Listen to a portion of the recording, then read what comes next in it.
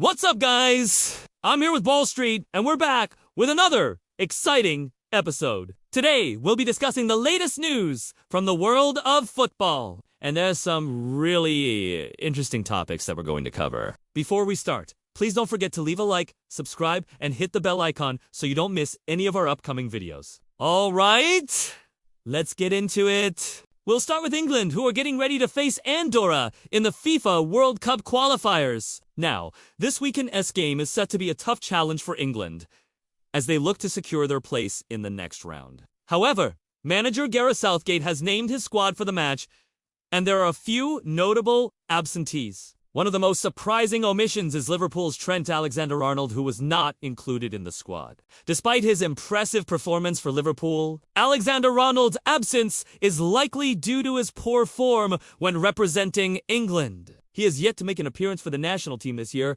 and he has been criticized for his lack of defensive contributions. However, his absence will undoubtedly be felt as England's attack-minded fullback. Another notable absentee is Aston Villa's Jack Grealish, who was also left out of the squad. Grealish has been in good form for Aston Villa this season, and he was instrumental in helping them secure a European place last campaign. His absence is likely due to the wealth of attacking talent that England have at their disposal, and Southgate may be looking to utilize different formations and tactics in the upcoming qualifiers. In addition to these two players, Southgate has also left out Kyle Walker, John Stones, and Raheem Sterling, all of whom were part of England's run to the Euro 2020 final. The inclusion of Walker and Stones might be missed, considering their leadership and experience at the back. However, Southgate may be looking to give younger players a chance to shine in these qualifiers and prepare for the future. Despite these absentees, England still have a strong squad that is capable of securing all 3 points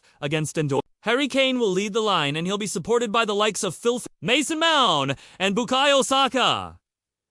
In midfield, Declan Rice and Jude Bellingham will be looking to control the tempo of the game and provide creativity and defensive stability. And now let's move on to the second topic of the day, which is Thomas Tuchel's tactical tweaks. We all know that Thomas Tuchel is known for his tactical flexibility and his ability to adapt to different situations. Now, he has implemented a new system for the Blues, which involves switching between a 4-3-3 and a 3-4-2-1. formation depending on the opposition and the situation in the game. In a 4-3-3 formation, the team's shape is fairly straightforward, with 3 central midfielders providing support to the lone striker. This formation allows for greater width and penetration in the final third, but it can leave the team exposed defensively. On the other hand, the 3-4-2-1 formation is more complex and requires greater understanding and communication between the players. The wingbacks play a crucial role in this system, as they need to overlap and provide width while also tracking back to defend.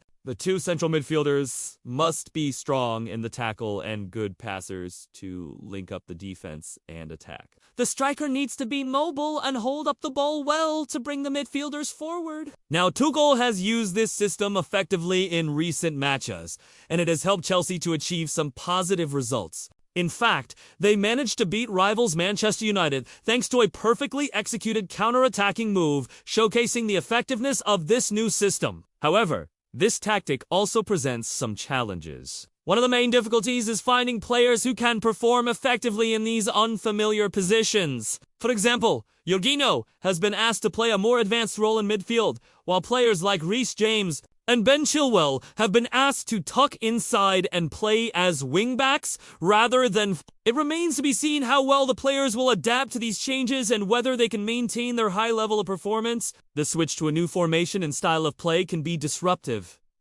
and it takes time for players to adjust. There may be some initial setbacks as the team tries to find its rhythm and cohesion. Overall, though, Tuchel's tactical tweaks are a bold move that could pay off in the long run. If the players can buy into his system and execute it effectively, then Chelsea could be a force to be reckoned with. The upcoming matches will be closely watched to see how this new system evolves and how well Chelsea adapts to it. And finally, we'll discuss the clash between England and Andorra. England's clash against Andorra is a match that many are anticipating with bated breath. While it's expected to be a routine win for England, there are still some interesting storylines to follow. For starters, Gareth Southgate's team selection has raised some eyebrows. Notably, he's gone with Ruben Loftus-Cheek over Jack Grealish, which has sparked a debate among fans. Loftus-Cheek, who plays for AC Milan now, has been in impressive form this season and could be the spark that England's midfield needs. On the other hand, Grealish has been pivotal for Aston Villa, and his absence will be felt. Another talking point is the inclusion of Djed Spence in the squad. Spence could become the first openly practicing Muslim player to represent England's senior men's team. If selected, this would be a historic moment and a source of inspiration for many. Tactically, England is expected to dominate possession and create numerous chances against a weaker Andorra side. However, Andorra's coach, Robert Mourinho, has a game plan to frustrate the English. Mourinho has stated that his team will look to frustrate England and capitalize on any mistakes. And while England is the heavy favorite, a win is not guaranteed. The Three Lions have a history of struggling against smaller teams, and they cannot afford any slip-ups if they want to qualify for the World Cup.